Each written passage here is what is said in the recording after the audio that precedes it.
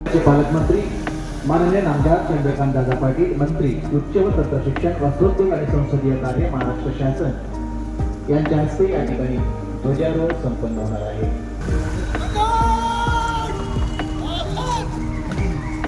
अमरावती जिल्ह्याचे पालकमंत्री नामदार चंद्रकांत दादा पाटील, मंत्री उच्च व तंत्र शिक्षण, वस्त्रोद्योग आणि संसदीय कार्य, महाराष्ट्र शासन यांच्या हस्ते ध्वजारोहणाकरिता माननीय नामदार चंद्रकांत दादा पाटील, सन्मान्य पालकमंत्री अमरावती जिल्हा.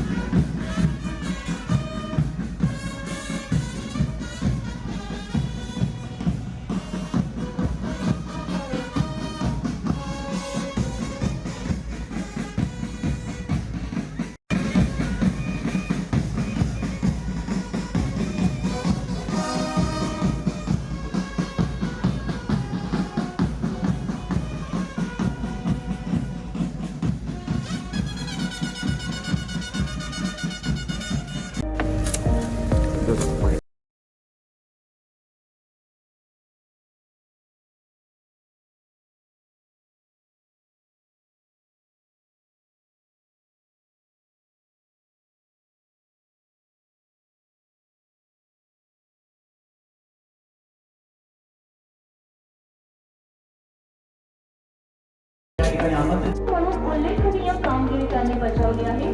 सन्मान करीत आहोत श्री संतोष विठ्ठलराव चौधरी महोदय. श्री अडसुळे हे नैसर्गिक आपत्ती विषयक कामकाज योग्य लेखक श्री अतुल वासुदेवराव लवणकर. श्री लवणकर हे माननीय विभागीय आयुक्त यांचे लघुलेखक असून पेशणे यांना लेखाविषयक सखोल असे ज्ञान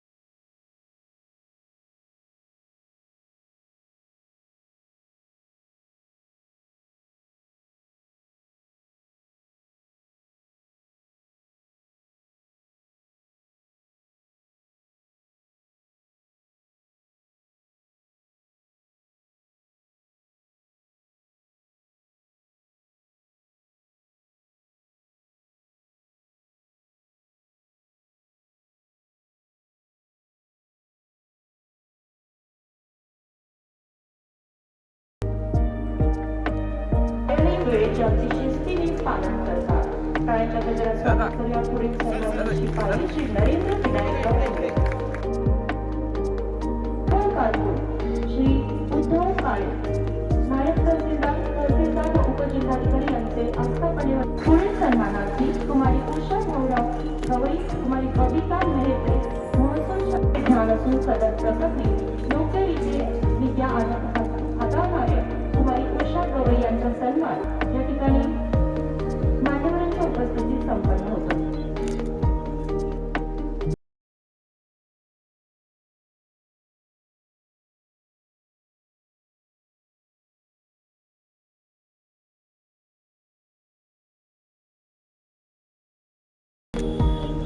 जिल्ह्याचे कर्तव्याध्यक्ष पालकमंत्री नामदार चंद्रकांत दादा पाटील साहेब यांच्या शुभ हस्ते आपण हा सर्व सन्मान राष्ट्रीय वरिष्ठ गट अजिंक्य स्पर्धा कर्नाटक येथे 2019 मध्ये त्यांनी प्रतिनिधित्व केलं.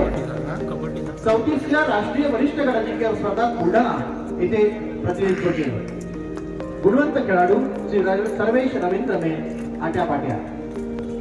वरिष्ठ राष्ट्रीय व्हॉलीबॉल पॅराऑलिम्पिक स्पर्धेत 2019 मध्ये जवाहरलाल नेहरू स्टेडियम चेन्नई तामिळनाडू येथे महाराष्ट्र राज्याचा व्हॉलीबॉल खेळाचं प्रतिनिधित्व अमरावती जिल्ह्याच्या राष्ट्रीय स्तरावर नावलौकिक मिळवण्यात आवाजात आपण त्यांचं स्वागत करूया. मध्ये स्पेन येथे पार पडलेल्या जागतिक धनुर्विद्या क्रीडा अजिंक्यपद स्पर्धेत भारताचं प्रतिनिधित्व आपल्या टाळ्यांच्या आवाजात आपण साक्षीचं कौतुक करूया. राष्ट्रीय स्पर्धेत सुवर्ण आणि कांस्य पदकही कुमारी साक्षी विनोद रावतोटे यांनी प्राप्त केले. 2022 मध्ये जम्मू काश्मीर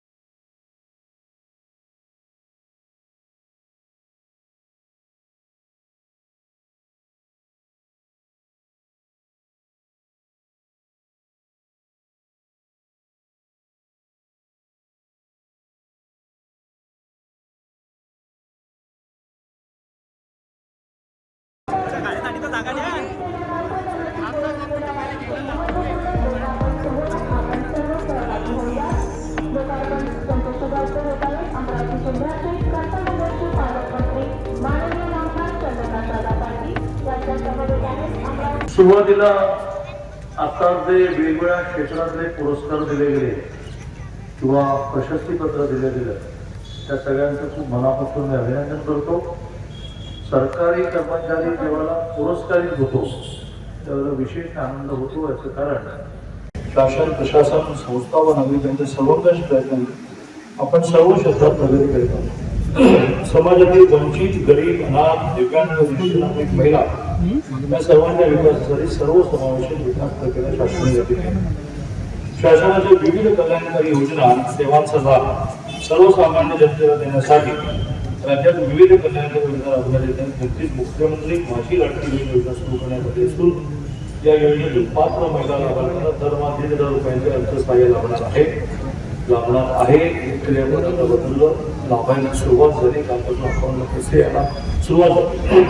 राज्य शासनाची ही महत्त्वाकांक्षी योजना असते. या योजनेत सहभागी होण्यासाठी दिनाच्या अमरावती जिल्ह्यातल्याच नाहीत, महाराष्ट्रातल्याच नाही, तर संपूर्ण देशभरातल्या आणि जगभरातल्या भारतीय नागरिकांसाठी खूप खूप शुभेच्छा. अमरावती जिल्हा एकूणच देशाच्या स्वातंत्र्याला 77 वर्ष पूर्ण झाली हे लक्षात घेता खूप गोष्टींमध्ये अग्रेसर राहण्याचा प्रयत्न करतो. उदाहरणार्थ मुख्यमंत्री माझी लाडकी बहीण ही सगळ्यांनी योजना राबवली, पण याच्यामध्ये ज्या क्वेरीज असतात, जे प्रश्न असतात, त्याचं मार्गदर्शन करणारी हेल्पलाईन ही केवळ अमरावती जिल्ह्याने सुरू केली. मेळघाटमध्ये कुपोषणाने बळी मुलांचे आणि मातांचे हा आपल्या विषय खूप चिंतेचा विषय होता. पण गेल्या काही वर्षामध्ये शासन आणि प्रशासन यांची जोड नाही झाली तर काही होत नाही. शासन आणि प्रशासनाने इतकी प्रगती केली आहे की 0% असं मी म्हणू नाही शकणार, पण खूप बळी कमी करण्यामध्ये, कुपोषणामध्ये मृत्यूचं प्रमाण कमी करण्यात आपण यशस्वी झालेलो आहोत. उद्या संध्याकाळी एक खूप सुंदर विभागीय क्रीडा संकुल पूर्ण झालं. त्यातून खेळ हे आता संपूर्ण जगामध्ये पॅशन राहिली नाही, ते एका अर्थाने करिअर झालेलं आहे. त्या करिअरमध्ये आपली मुलं मागे पडत आहेत. माननीय मोदीजी पंतप्रधान झाल्यापासून खूपच प्रगती झाली आहे. ह्यावेळेला ऑलिम्पिकलाही आपली कामगिरी चांगली झाली, तर ती इतरांच्या तुलनेत तरीही कमी आहे. यासाठी प्रत्येक जिल्ह्याने काही मेहनत घेतली पाहिजे. उद्या सुरू होणारा विभागीय क्रीडा संकुल हे त्यासाठी उपयोगी होईल.